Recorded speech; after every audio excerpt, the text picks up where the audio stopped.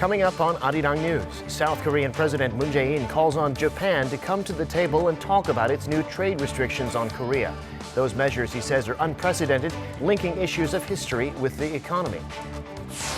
South Korea is taking Japan's trade curbs to the WTO. At the General Council, it'll explain how restrictions on exports to Korea could hurt global trade overall.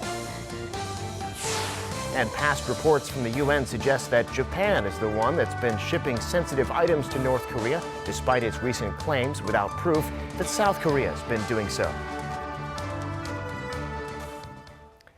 It's 4:00 p.m. here in Seoul. Thank you for joining us on Arirang News. I'm Devin Whiting. At their historic encounter at Panmunjom late last month, the leaders of North Korea and the U.S. agreed to resume working-level denuclearization talks in a matter of weeks. Now sources say Washington has proposed a meeting to the North, but the regime is yet to respond. Oh Jung-hee has more. July, probably the next 2 or 3 weeks, probably around the middle of the month, would be my guess, and a place yet to be determined. But the teams will gather, they'll start working, they'll start exchanging ideas. 2 weeks have now passed since the historic rendezvous between North Korean leader Kim Jong-un and U.S. President Donald Trump at the inter-Korean border village of Panmunjom. According to sources, the U.S. has proposed to the North via a diplomatic channel to hold working-level talks this week, but the North is yet to respond. It seems the U.S. contacted the North, but there's been no reply. Sources say the U.S. wants the talks to take place no later than next week. The U.S. has told the North that the location can be anywhere the North wants. Pyongyang, Sweden, and the truce village of Panmunjom are all viewed as likely venues. If the talks do take place, U.S. Special Representative for North Korea Stephen Biegun will be meeting his new counterpart, Kim Myung-gil, for the first time. Kim used to be the regime's former ambassador to Vietnam. The main agenda will be how the two sides should define denuclearization in its end state, as well as what the U.S. could offer in return to the North's entry step, a nuclear freeze. While the North remains unresponsive to Washington's suggestion to meet, Pyongyang is upping its criticism of the South. The regime's propaganda website 우리민족끼리 expressed dissatisfaction over Seoul's view that inter-Korean talks should be determined considering the results of the North Korea-U.S. talks. It said such a view is far away from the two's agreement to autonomously improve bilateral relations. Oh Jung-hee, Arirang News.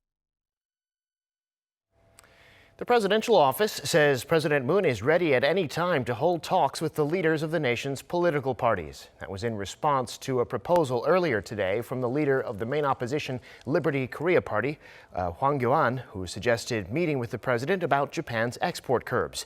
Hwang had emphasized that the crisis caused by Japan's new measures is retaliation against Korea over historical issues. He said he's willing to meet with the president in any kind of setting. That's in stark contrast to what he demanded back in May when he wanted to meet one-on-one instead of in a group with other political leaders. If such a meeting does take place, it would also cover the supplementary budget bill that still needs review by Parliament. Media around the world recently reported on a shocking video of a South Korean man beating his Vietnamese wife. South Koreans were outraged, but they've long been aware how vulnerable foreign women are to domestic violence and how many cases go unreported. Our Oh So-young took a closer look at the issue and spoke with a woman in Korea who's experienced that violence. For 4 in 10 women who've come to Korea for marriage, the marital bliss soon turns into domestic violence. But according to Korea's Human Rights Commission, 1/3 of them neither seek help nor report the abuse. Why don't these women speak out? A Vietnamese woman in her early 30s agreed to talk to Arirang News on the condition of anonymity. My husband has been beating me since 2010. He also aborted my baby while I was unconscious. I slit my wrist to kill myself, but I failed. Now I'm trying to get a divorce, but it's hard to leave because he says he'll hire someone to kill me. I don't speak enough Korean, and if I go back to Vietnam, I will be a nuisance to my parents. I want to stay and work here. For many like her, it's not as simple as leaving. Divorce means they lose the right to remain in Korea unless they take the case to court or have a child with Korean citizenship. Foreign women rely on their husbands to meet the requirements for settlement or permanent residence. If they separate, they must prove that the Korean spouse is to blame for the divorce. But that's extremely difficult, as many don't report cases of abuse. Women with children are also disadvantaged, as the court grants custody to the parent who has more capacity to support them. Over the past 2 decades, Korea has been expanding support centres, legal consultations and emergency hotlines in 13 languages for migrant women. We receive about 1,000 calls a month, and 1/5 of them are about domestic violence. We've had urgent cases where women called us after being stabbed or bitten almost to death because they can't communicate in Korean. Another large proportion ask about divorce and right to remain in the country.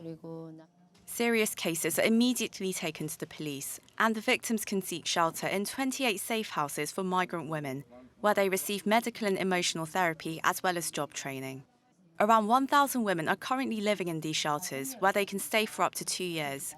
But without the legal clearance to remain in the country, their position remains precarious. The Supreme Court last week ruled in favour of a migrant woman, saying her right to stay in Korea should be extended, even if her ex-husband isn't completely to blame for the divorce. The move has been largely welcomed, but observers say more should be done. There are now over 130,000 women who have moved to Korea for marriage.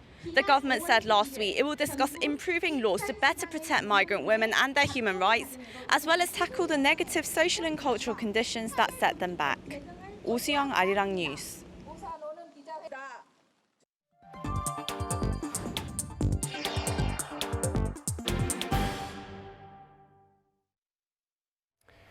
President Moon has spoken out about Japan's new economic retaliations against Korea, warning that they could harm its own economy. He also called on Japan to once again return to the negotiating table. And for more on the president's remarks, we go live to our Shin Se-min, who's on the line with us. Se-min, tell us more about the message delivered today by the president. Right, Devin, it's the third time the president has commented on this issue, and it's also the strongest worded one we've seen thus far. President Moon Jae-in, for the first time, responded to Japan's accusations and claims one by one, and said Japan's move is not only unreasonable, but also an unwise one. But first, let's listen to a part of his remarks made during a meeting with his top aides. 일본이 이번에 전례 없이 과거사 문제를 경제 문제와 연계시킨 것은 양국 관계 발전의 역사에 역행하는 대단히 현명하지 못한 처사라는 점을 먼저 지적합니다. The president also said that the Korean government had proposed to Japan a smooth solution to the issue of victims of forced labor during the Japanese colonial rule, but that Japan has failed to hold proper consultations, taking one-sided measures instead. Also pointing to Japan, which has claimed that Seoul allowed sensitive materials to be re-exported to North Korea, the president said such an accusation is a serious challenge to South Korean government that had devoted its strength for peace on Korean Peninsula, while also abiding by all UN Security Council resolutions and international sanctions. And speaking in terms of economic damage, a warning from the South Korean president. 우리 기업들은 일본의 소재, 부품, 장비에 대한 의존에서 벗어나 수입처를 다변화하거나 국산화의 길을 걸어갈 것입니다.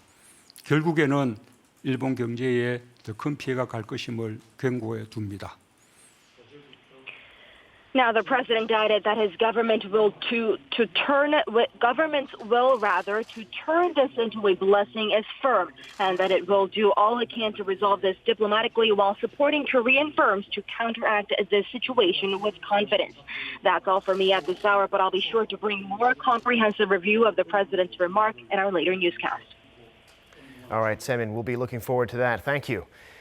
Now, President Moon and the President of Israel, Reuven Rivlin, have agreed to pursue an early deal in their talks on a bilateral free trade agreement. They say it'll maximize their two countries' synergy. President Rivlin arrived in Seoul on Sunday for a 5-day stay. Here's President Moon speaking earlier today at their summit. FTA가 조기 타결된다면 양국 간 교육, 투자, 서비스 등 경제 협력이 크게 확대될 것으로 기대합니다. 양국은 상호 보완적인 경제 협력 구조를 가지고 있고 또 미래 첨단 산업 육성이라는 공통의 목표를 가지고 있기 때문에 양국 관계는 더욱 발전할 수 있는 잠재력이 매우 크다고 생각합니다. Moon and Rivlin agreed that an early FTA deal will be an optimal win-win result. Two-way trade last year reached $2.7 billion. They began discussing an FTA back in 2015. Korea would export vehicles and wireless communication devices and import chip-making equipment and applied electronics goods. South Korea is putting Japan's trade restrictions on the agenda of a WTO meeting set for next week. Korea will insist that the measures are motivated purely by politics, while Japan will argue that the measures do not violate WTO rules. Kim Yo-sun has the latest. The WTO is set to discuss Japan's decision to tighten curbs on high-tech material exports to South Korea. This comes as Seoul requested the issue be dealt with during next week's WTO General Council, the organization's highest decision-making body. Seoul's Commerce Ministry said Sunday that it aims to call for the immediate withdrawal of the measures. It also plans to underscore how they could negatively affect global trade, just as it did during last week's meeting of the WTO Council for Trade in Goods. Japanese media forecast the tensions could persist for the time being. Tokyo's Asahi Shimbun has criticized Japan's trade curbs, saying they harm Japanese firms as well, but Japan's Nihon Keizai Shimbun predicts Tokyo will likely argue the measures are based on legitimate security concerns. It also pointed out the wide gap between Seoul and Tokyo. The newspaper also explained Tokyo sees the dispute could be turned into a prolonged spat, taking into account the possibility of South Korea suing Japan at the WTO. It says it could take over a year until a final verdict is handed down. Kim Yo-sun, Arirang News. One of President Moon Jae-in's most trusted advisors is back from Washington, where he discussed with his American counterparts Japan's new trade curbs on South Korea. He said on Sunday that he thinks he fully achieved his goals, but for now, Japan's restrictions stay in place. Lee Seung-jae tells us more. Returning from his four-day visit to the U.S. Capitol on Sunday, Kim Yeon-jong, the deputy chief of Cheongwade's National Security Office, said he adequately achieved the goal of his visit to Washington. Upon his arrival at Incheon International Airport, Kim said he explained the unfairness of Japan's measures, adding that American officials sympathized with the latest events and their effect on the U.S. as well. The U.S. now has a good understanding of our stance. They're also worried about how this might impact the global supply chain related to chips and displays and damage U.S. companies. Kim further expressed hope that Washington would be able to relay the situation to Tokyo and will continue to work hard to prevent trilateral ties falling apart. However, despite the U.S. calling for a trilateral vice ministerial level meeting last Friday, Japan spurned the offer, citing scheduled conflicts, despite South Korea agreeing to hold the talks. Kim says Seoul and Washington are open to hold talks at any time, but Tokyo is refusing to negotiate. Sources say the U.S. was greatly disappointed with Japan's attitude, adding Washington also sees it as a problem that Tokyo flatly turned down an offer for dialogue. Lee Seung-jae, Arirang News. The vice chairman and de facto head of Samsung Electronics, Lee Jae-yong, was in Japan last week, and industry sources are dropping hints about what he might have achieved there in terms of relief from Tokyo's export restrictions. Our Go Eun-hee reports. Citing multiple industry sources, Seoul-based Yeonnam News Agency reported Sunday that once back in Seoul, the Samsung Electronics vice chairman explained the achievements of his Japan trip to the firm's top executives. And about those achievements, the news agency explained Samsung reportedly secured emergency supplies of 3 key materials affected by Japan's latest export restrictions to Korea. The 3 materials are photoresist, fluorinated polymers, and hydrogen fluoride, needed by Samsung to make semiconductors or displays. With those emergency supplies, along with the existing stocks, Samsung reportedly has enough to avoid an immediate production shortfall. Sources say the company likely found some alternative ways to get the supplies, by, for example, asking Japanese firms to ship high-tech materials not from Japan but from factories overseas to avoid trade restrictions. Although Samsung has not confirmed whether Lee secured the materials or not, it did say he met Saturday with executives from the company's device solutions and display-making units to discuss ways to deal with the trade restrictions. Those measures took effect on July 4th, and Vice Chairman Lee was in Japan soon after, from July 7th to 12th.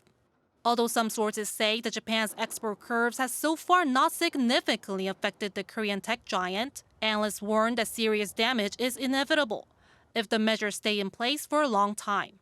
고르니 Arirang News.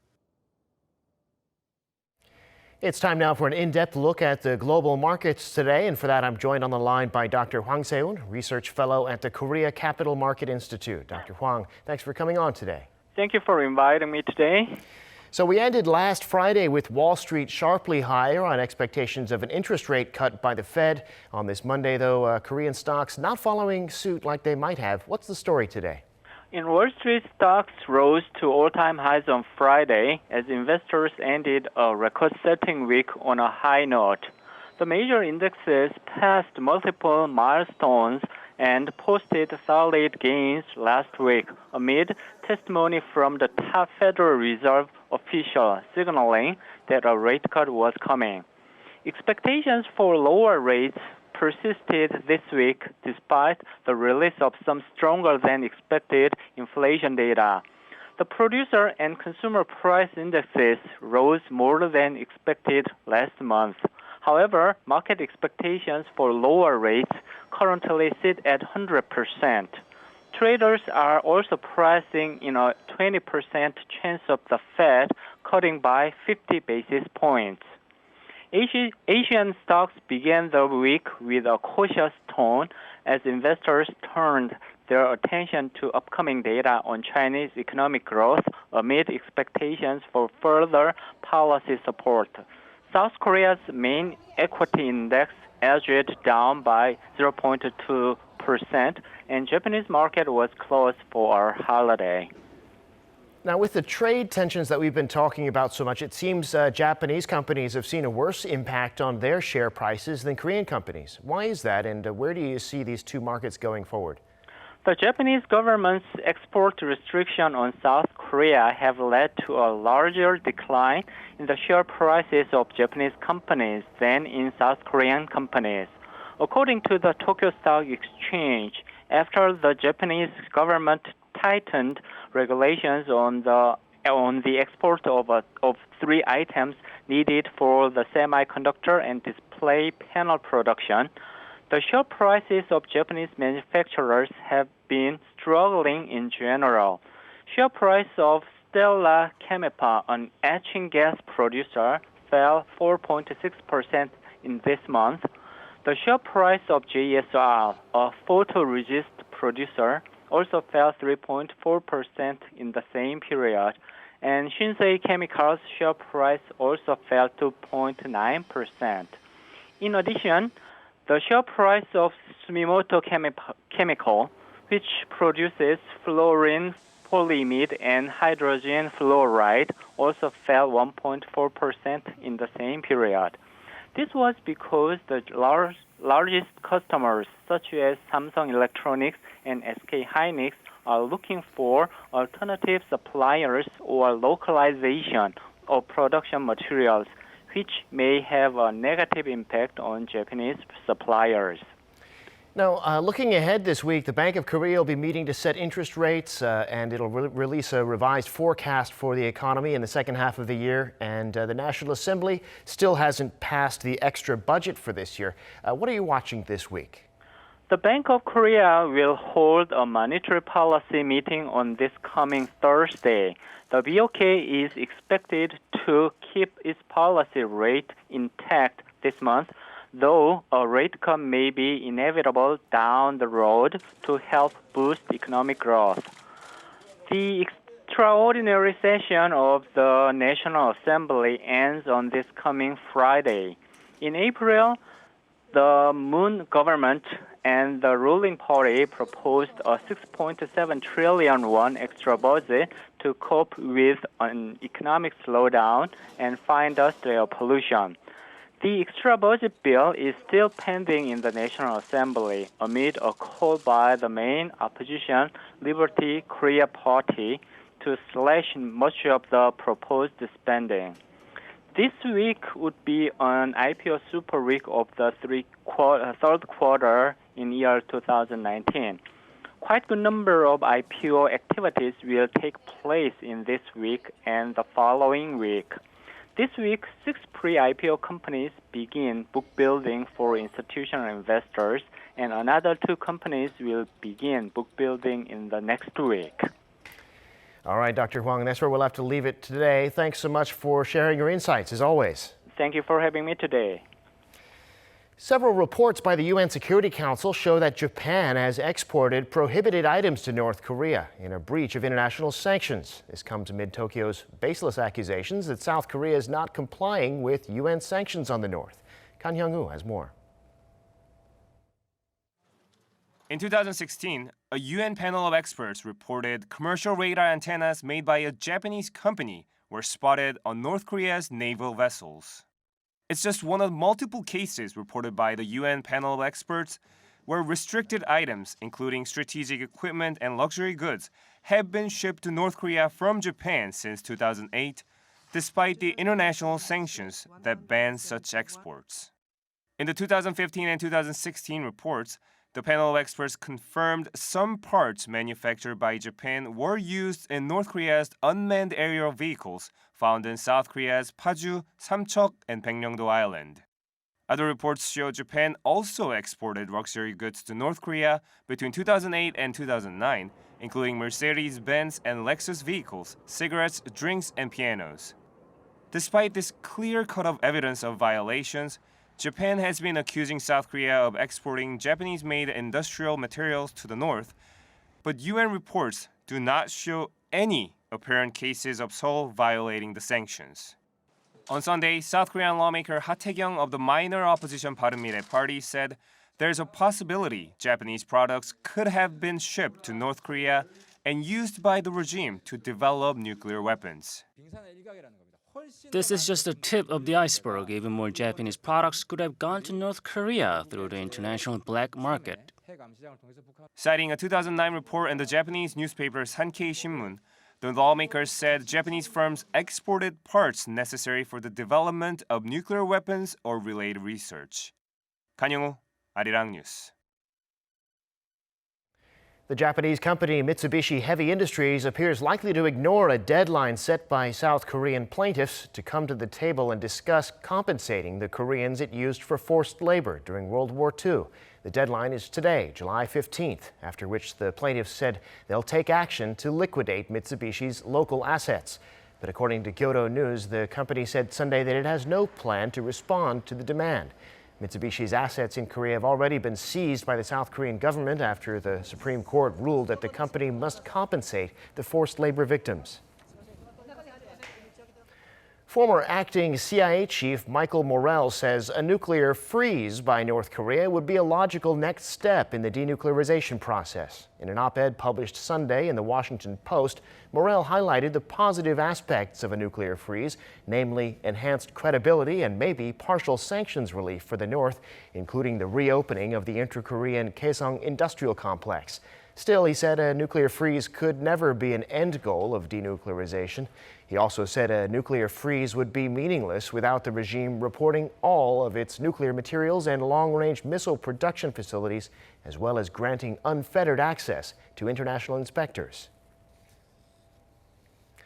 North Korea appears to be trying to revive its tourism industry as a way of addressing the economic challenges it faces under the sanctions. North Korean propaganda outlet DPRK Today reported Monday that the country is resuming tours for foreigners to its Kumgangsan mountain, including the mountain's scenic Haegeumgang River. It says the tours will start late this month and run through the end of November, and that the 4-day program includes hiking, fishing, and spa treatments. The North promoted a similar tour program last April. Inter-Korean tour programs have been suspended since a South Korean tourist was shot dead for allegedly trespassing in 2008. Sentiment in South Korea's manufacturing industry is down sharply for the third quarter of this year because of a negative outlook for exports and domestic demand. The Korea Chamber of Commerce and Industry says a survey of 2,300 local manufacturers shows the business survey index for the July to September period fell 14 points from the quarter before to 73. A BSI of less than 100 means pessimists outnumber optimists. The KCCI attributed the decline to slowing global trade and the ongoing U.S.-China trade war having weakened the local economy's growth momentum and exports. BSI for both exporting companies and domestic companies plunged by double digits, with the steepest fall in autos, steel, and electronics.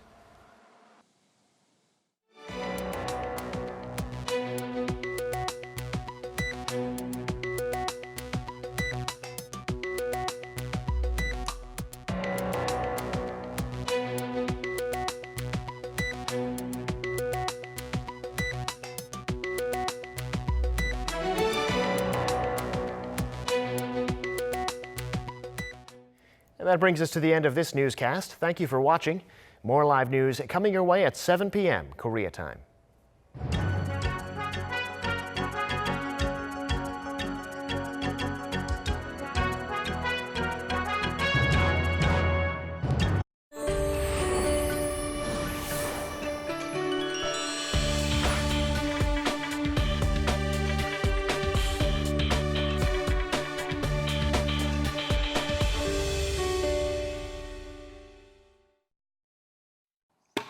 그때여 춘향에는 독수공방 상사 일념으로